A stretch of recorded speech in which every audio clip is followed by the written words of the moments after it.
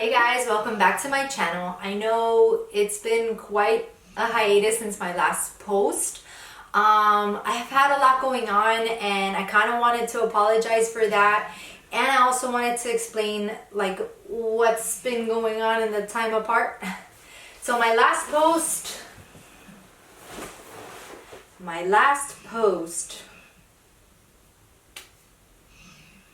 was in February 8th of this year.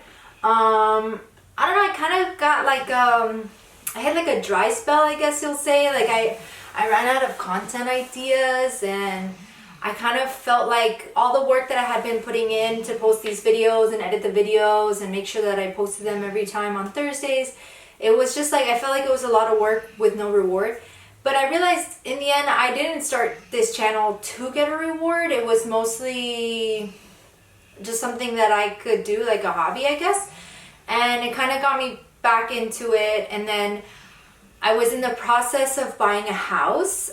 I put in an offer for a house earlier in the year, and it took a while to finally close and get everything settled for the house. So there was from like about April until about June, I was working on that. And then, you know, just things going on around the house. Like when you buy a new house, you kind of you work on it. And then, you know, just everything has settled so far. So now I feel like I can get back into doing videos. And for the longest, I lost my tripod. I don't know where it is still.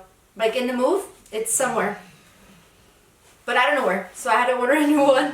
And I also wanted to get new pieces for my camera. But of course, once you buy a house, everything is very closely budgeted and monitored. So it's gonna take me a bit. I want to get a microphone and a new lens, but that's in the works. And anyways, let's just continue talking. So in this time, I've also been applying to schools, because if you've been watching my channel, you know that I've been trying to get into CRNA school. I did already take my CCRN in January, and I posted a video on how I passed that.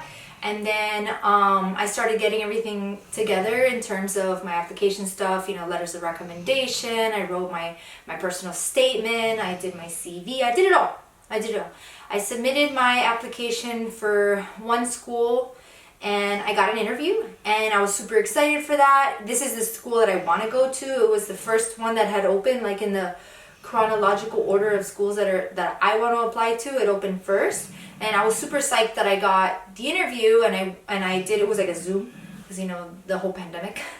So it was kind of awkward being in a business suit in my office, and it was very casual. The interview itself, it wasn't so much clinical based or anything like that. It was just like they kind of wanted to get to know me, and I felt comfortable with it, and I felt like the interview went well.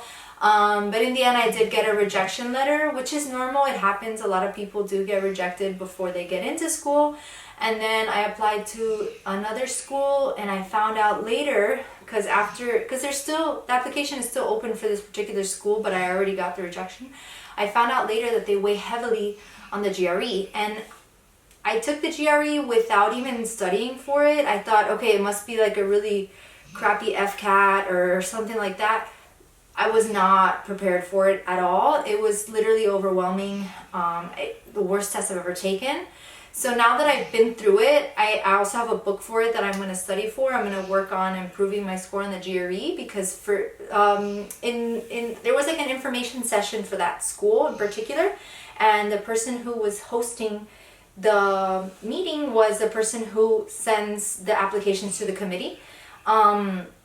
So that person gave me insight as to where my application lacked, and it was the GRE. So now I know that I can work on that. You know, it's like something that I could put my mind toward and get me better for the next application cycle.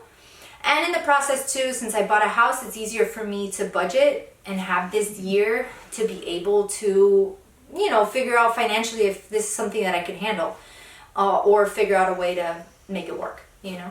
Also, I got engaged on the day that we closed. He proposed.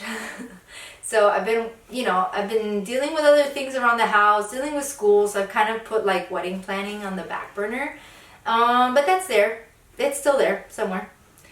And yeah, that's pretty much what, my life has been like, a synopsis, if you will, as to why I took the hiatus. I also joined, in my hospital, we do ground transportation for babies requiring NICU admissions from hospitals that don't have a NICU. So I joined the team for that, and I'm super psyched about it. It looks really good on my resume, and I didn't do it just for that. It's just really a cool process too, to go pick up the kids in other hospitals and bring them to my hospital. It's definitely something that I was looking toward, but I needed 2 years NICU experience. So I just made that recently.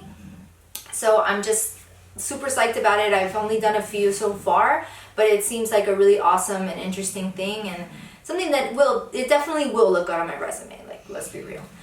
Also, beefing up my resume, I've been doing a lot more charge in my unit. Not that I've specifically asked for it, it's just been something assigned to me when I get on my shifts. So as of this year, I swear it's almost been like I've been the flavor of the month for the whole year. And I mean, it's a good experience, and it also looks good on my resume that I do a lot of charge for my unit, and that I'm a leader. They like to see that you're in a leadership role and things like that.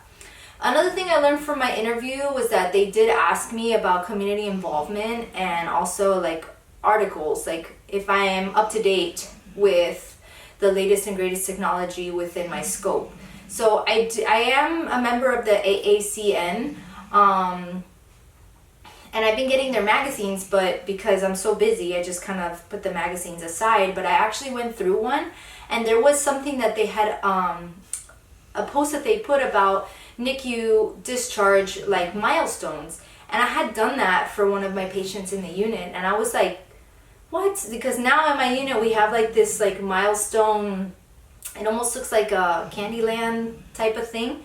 And I was like, man, that was totally my idea, and I see it in this journal too, and I'm like, man, I could be a published author.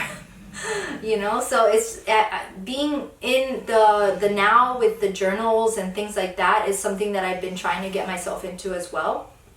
It helps in your practice and helps grow your knowledge in the field as well. I mean, whatever, as nerdy as that sounds. So I also wanted to talk about what I'm starting to aim my videos toward, because I felt like a lot of my content went dry, or my videos, people weren't watching them, further into the video. So I'm trying to do away with so much talking, unlike this one, and trying to do more educational videos. So if you guys are interested in like a specific topic within nursing, comment down below and let me know what you guys want. Like, I'm gonna actually post one soon about blood types. So I'm gonna talk about the different blood types, ABO and RH, whatever. You know what I mean? So something like that. Like, I'm gonna gear my videos toward education and growing in the field of nursing. And I'm still sticking to CRNA stuff, sticking to the process and anything that I can do to help guide other people through it. Because getting into CRNA school is super competitive, and it's a feat in and of itself just to get an interview, and you should be proud of yourself for that. And the fact that you even want to pursue that career, because it's so cutthroat and it's just like the new thing. So it's like a lot of people are doing it. But that's pretty much it for this video. I feel like I've been rambling on for like an hour and a half. My throat is dry. Guys, please subscribe if you haven't already, and I'll catch you guys in my next video. Bye!